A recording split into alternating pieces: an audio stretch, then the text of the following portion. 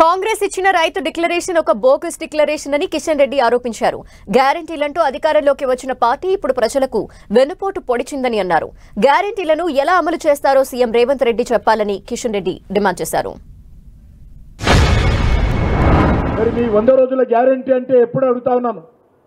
కాంగ్రెస్ పార్టీకి 100 రోజులు అంటే ఎన్ని రోజులో చెప్పాలి. కాంగ్రెస్ పార్టీకి మరి గ్యారెంటీ అంటే మోసం చేసే గ్యారెంటీ అని అడుగుతా ఉన్నాను. అమలు చేయనటువంటి గ్యారెంటీ అడుగుతా ఉన్నాను. ప్రజలు మభ్యపెట్టేటువంటి గ్యారెంటీ అడుగుతా ఉన్నాను. రైతులకు వెన్నుపోటు పొడిచే గ్యారెంటీ అడుగుతా ఉన్నాను. రైతులను దగా చేసే గ్యారెంటీ కాంగ్రెస్ గ్యారెంటీని అడుగుతా ఉన్నాను. ఏ రకంగా మీరు గ్యారెంటీలు అమలు చేస్తారో చెప్పాల్సిన అవసరం ఉంది. నేను ఈరోజు రాహుల్ గాంధీకి సవాల్ చేస్తా ఉన్నాను.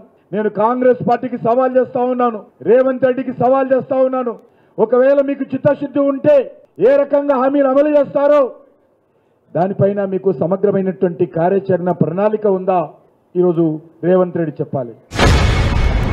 ఆ రోజు బీఆర్ఎస్ పార్టీ అనేక సంవత్సరాలు తెలంగాణ ప్రజలకు వెన్నుపోటు పొడవడం జరిగింది. మీరు వచ్చినటువంటి ఈ 4 నెలల్లోనే మీరు కూడా అదే పని చేస్తా ఉన్నారు. గజ దొంగలు పోయి గరానా దొంగలు వచ్చారు. ఈరోజు తెలంగాణలో ఒక కుటుంబ పాలన పోయి మరొక కుటుంబ పాలన వచ్చింది.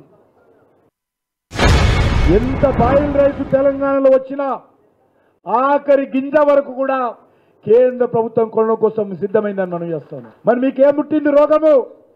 ఎందుకు ధాన్యం కొనుగోలు చేయడంలో శ్రద్ధ లేదు ప్రభుత్వానికి అడుగుతా ఉన్నాను. ఢిల్లీకి వెళ్ళడానికి శ్రద్ధ ఉంటుంది. ఇక్కడ వసూళ్లు చేసి కాంగ్రెస్ పార్టీ నాయకులు ఢిల్లీకి పంపడానికి శ్రద్ధ ఉంటుంది.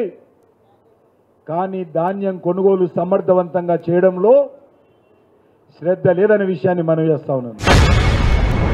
రైతుల డిక్లరేషన్ ఏదైతే చేశారో అది బోకస్ డిక్లరేషన్. కాంగ్రెస్ పార్టీ చేసినటువంటి రైతు డిక్లరేషన్ బోకస్ డిక్లరేషన్.